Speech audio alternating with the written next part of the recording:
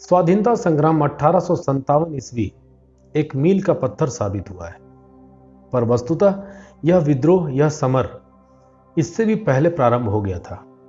वर्तमान झारखंड के संथाल परगना क्षेत्र में संथाल हुल और संथाल विद्रोह का 1857 से पहले ही इसका शुरुआत दिख चुका था और इसका प्रमाण है। संथाल परगना उपजाऊ भूमि वाला वनवासी क्षेत्र है। वनवासी स्वभाव से धर्म और प्रकृति के प्रेमी और सरल होते हैं। इसका जमींदारों ने सदा लाभ उठाया है। कीमती वन उपज को लेकर उसी के भार के बराबर नमक जैसी सस्ती चीज देना वहां की आम बात थी। अंग्रेजों के आने के बाद ये जमींदार उनसे मिल गए। संथालों पर दोहरी मार पड़ने लगी। घरेलू आवश्यकता हेतु लिए गए कर्ज पर कई बार साहूकार 50 से लेकर 500% तक ब्याज ले लेते थे। 1749 में, माफ कीजिएगा, 1789 में संथाल क्षेत्र के एक वीर बाबा तिलका मांझी ने अपने साथियों के साथ अंग्रेजों के विरुद्ध कई सप्ताह तक सशस्त्र संघर्ष किया था।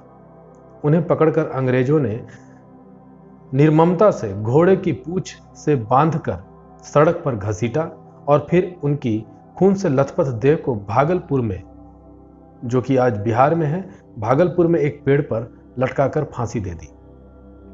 30 जून 1855 को तिलका मांझी की परंपरा के अनुगामी दो सगे भाई सीदो और कान्हू के नेतृत्व में 10,000 संथालों ने इस शोषण के विरुद्ध विद्रोह कर दिया। इनका जन्म भोगनाडीह गांव में हुआ था। उन्होंने एक सभा में संथाल राज्य की घोषणा कर अपने प्रतिनिधि भागलपुर में अंग्रेज कमिश्नर को सूचना दे दी थी।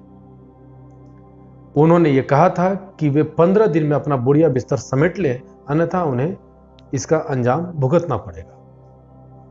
इससे बौखलाकर शासन ने उन्हें गिरफ्तार करने का प्रयास किया, पर ग्रामीणों के विरोध के कारण वे असफल रहे।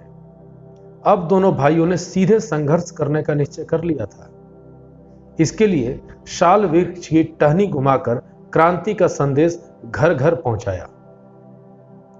इसका परिणाम यह हुआ कि उस क्षेत्र में अंग्रेज शासन लगभग समाप्त हो गया। इससे उत्साहित होकर एक दिन 50,000 संथाल वीर अंग्रेजों को मारते काटते कोलकाता की ओर चल दिए। यह देखकर शासन ने मेजर बुरी के नेतृत्व में एक सेना भेजी। 5 घंटे के खूनी संघर्ष में शासन की पराजय हुई और संथाल वीरों ने पाकुर जिले पर कब्जा कर लिया। सैकड़ों अंग्रेज सैनिक मारे गए थे इस लड़ाई में। इसके कंपनी के अधिकारी घबरा गए, इसलिए पूरे क्षेत्र में मार्शल लॉ लगाकर इसे पूरा सेना के हवाले कर दिया गया। अब अंग्रेज सेना को पूरी छूट मिल गई थी, खुली छूट मिल गई थी। अंग्रेज सेना के पास आधुनिक शस्त्र थे, जबकि संथाल वीरों के पास सिर्फ तीर और कमान जैसे परंपरागत हथियार थे।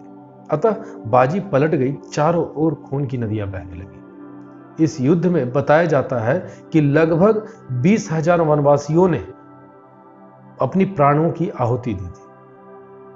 प्रसिद्ध अंग्रेज इतिहासकार हंटर ने इस युद्ध के बारे में अपनी ही पुस्तक में लिखा। उनकी पुस्तक का नाम है एनल्स ऑफ रूरल बंगाल। उन्होंने लिखा था कि संथालों को आत्मसमर्पण जैसी शब्दों का ज्ञान ही नहीं था। जब तक उनका एक ढोल बजता रहता था, तब तक वे लड़ते रहते थे। जब तक उनमें से कोई भी एक शेष रहा, वह लड़ता रहेगा और लड़ता रहेगा। ब्रिटिश सेना में एक भी ऐसा सैनिक नहीं था जो इस साहसपूर्ण बलिदान पर शर्मिंदा न हुआ हो।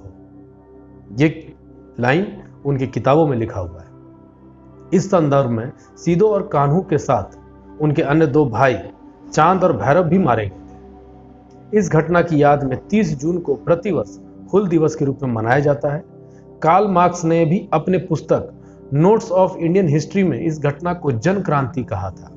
भारत सरकार ने भी वीर सिद्धू और कान्हू को सम्मान देते हुए और चिरस्थायी बनाए रखने के लिए एक डाक टिकट भी जारी किया है।